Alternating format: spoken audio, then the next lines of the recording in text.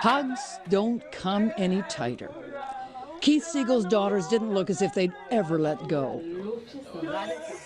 Earlier, they'd watched their dad being paraded onto a stage in Gaza City by Hamas before being handed over to the Red Cross. In Tel Aviv's Hostage Square, emotional Israelis watched his safe return. 2 more hostages were released today, too. Ofer Calderon, who was kidnapped from his kibbutz on October 7, 2023.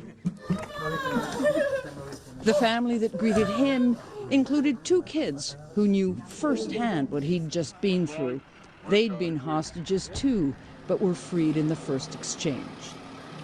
Also released was Yarden Bibas, who was abducted from his kibbutz, along with his wife and baby boys. Hamas said an Israeli airstrike had killed them, though Israel says it has no proof.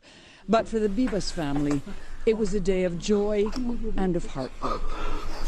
Palestinians, too, celebrated the return of loved ones from Israeli jails in the West Bank and in Gaza, where buses transported dozens of mostly men and boys who'd been rounded up but never charged by Israel.